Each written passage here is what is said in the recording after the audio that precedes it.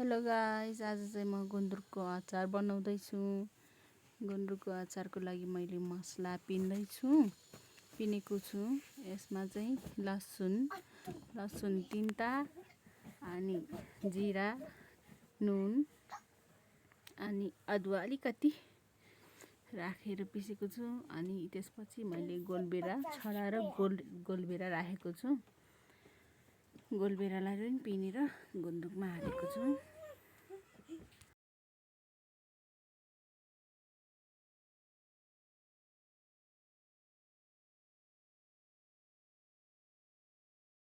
गुन्द्रुक बनाउनलाई चाहिँ छोरीले पनि पिस्दिएको छ। उसलाई पनि रमाइलो लाग्छ यस्तो घरको कामहरू गर्न। त्यही भएर उसले नि गुन्द्रुकमा मसलाहरू बनाउनुको लागि हेल्प गरेको छ।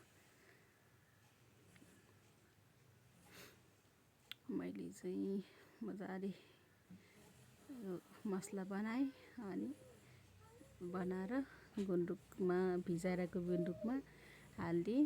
अनि यसमा चाहिँ तोरीको तेल राख्नु भएको थियो। तोरीको तेल पनि राखेर मजाले मोलेर एकदम फाइन भयो। एकदम मिठो टक्क परेको छ।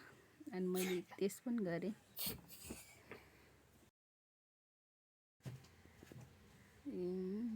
यम्मी गुन्द्रुक तपाईहरुलाई कतिको मनपर्छ? मलाई त एकदम मनपर्छ। यसमा भिटामिन भन्दा नि यसमा आइरन धेरै पाउने भएर गर्दा मलाई चाहिँ एकदम मनपर्छ। म चाहिँ यो टाइममा किनेर खाइरहेको हुन्छु।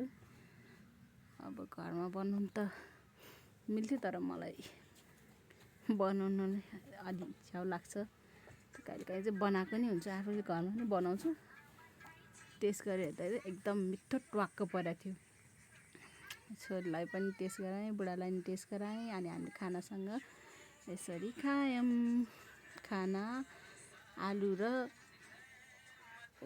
गान्टी मुलाको तरकारी अनि मासको दाल, गुन्द्रुकको अचार राखेर बिहानको खाना हामीले यसरी खायौँ।